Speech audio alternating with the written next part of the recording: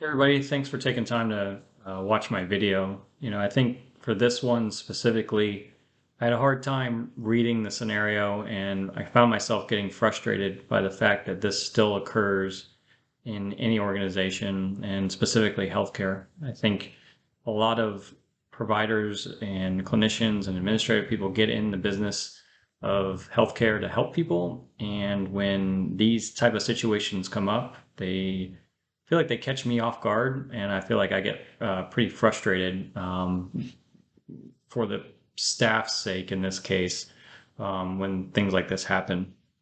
For me personally, it's never happened to a point where I felt like I was blatantly being discriminated against. I started in healthcare at a young age, so I was mentioned a few times age, but nothing there I felt like, at least in this case, it was so blatant and disrespectful that the staff member had to go through something like this.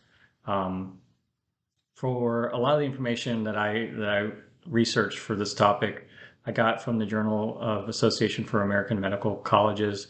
And I felt like it was a strong foundation of what organizations should do as it relates to the handling of this situation or dilemma.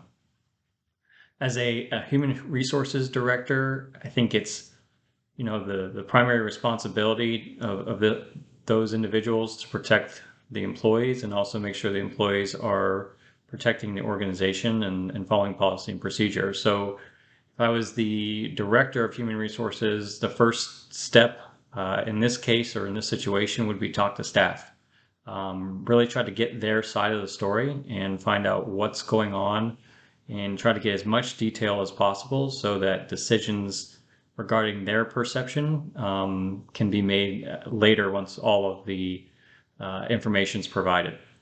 The next step would be to meet with the patient or have someone meet with the patient and try to get their their side of the issue and try to understand it, whether it's rational in my opinion or not, or maybe try to find some details about what's making them feel the way they do, and see if there's a way of working around it without having to change any sort of staffing or approach to care that's already being set forth. Um, I do think it's important to also evaluate the stability of the patient. So understanding what they're there for and being treated for, so that if they need to be transferred or moved to another facility or spot on a different floor, or just to another provider, it's understood as far as the criticalness of their care and currently being needed and what options are in front of the organization and the patient, should one of those steps have to be taken.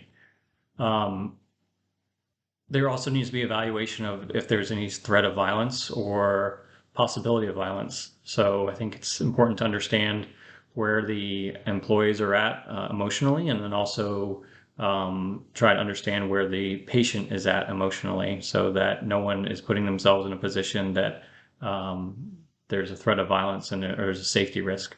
Also, I think it's important to set some clear expectations with staff, and understanding of what has to be done, what can be done, and legally what parameters everyone has to work underneath, even if they like or don't like them, that they at least understand the expectation and policies that are set forth.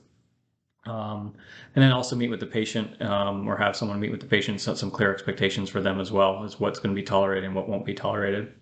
And then lastly is really research what other alternative care sites that this patient may have available to them should the need to transfer them come about. The next question was, what's the impact of having to treat one of these patients? Should we have to adhere to any sort of policy or procedure to do so? And I think there's a threat with this case to morale and diversity expectations of the organization. So, organizations in healthcare really try to champion diversity, and it's important to have all these different perspectives surrounding how we deliver care. And if that is threatened, it can really kill morale and have some trickle-down effects to staff long term. So I think it's important to understand that how an organization responds to this should be swift, should be thought out, and it should be in a way that is with as much communication out to staff as to why the decision's being made surrounding the issue. It opens doors for bigger issues to come about, for the possibility of employees being disgruntled, and also the employees thinking that bigotry is okay. Maybe there's a staff member that decides after, if it's handled or not appropriately, that they can get away with things because a tone has been set that wasn't really aligned with holding people accountable for their actions. And I think there's also a threat of losing employees and getting a reputation too that diversity isn't important to the organization. So if again it's not managed appropriately, then there's a possibility that employees leave, and there's a possibility that the reputation of the organization or facility struggles to capture qualified employees later on down the road because there's a stigma set against them, whether intentionally or unintentionally, or long-lasting or short-lasting. There's a possibility that employees or potential employees won't even apply, or employees would leave the organization. So that's some of the impacts that would possibly happen should it not be handled appropriately. The last question was, discuss a policy to address the occurrence. Should there be requests for this? There are some policies, I think, we have to take into account some legal issues with equal opportunity, Title VII, that need to be brought in. There should be a protocol and a decision tree that kind of helps leadership make good decisions surrounding an issue like this.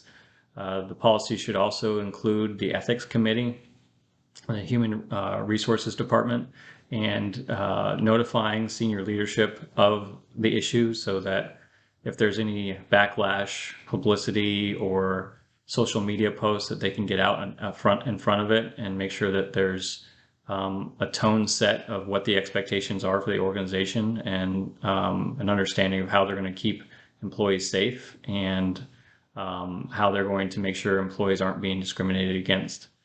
The protocol should also include notifying a supervisor, so employees should understand what the policy is and who to contact initially, and that should be directly their supervisor. As I mentioned, the Human Resources Department and Ethics Committee will be involved. Both parties should review the requests being made in detail by the patient. It should also set forth some parameters of communication for the patients and providers. So patients should have probably a script read to them regarding the diversity stance and expectations on how they treat staff in the organization. And also, it should also outline the expectations for staff should they have to interact with one of these individuals.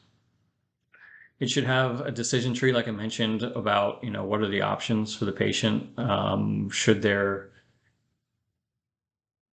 wants or desires not be able to be met, taking into account their stability and EMTALA and the requirements to treat them, and the ability to transfer care. As I mentioned earlier, it should also have some information about threats of violence or acts of violence and how to handle those.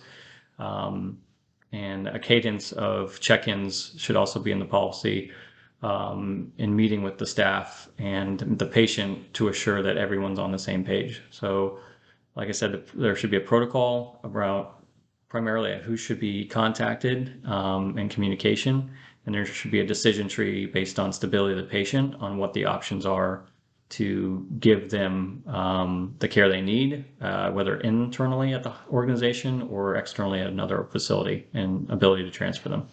Thanks.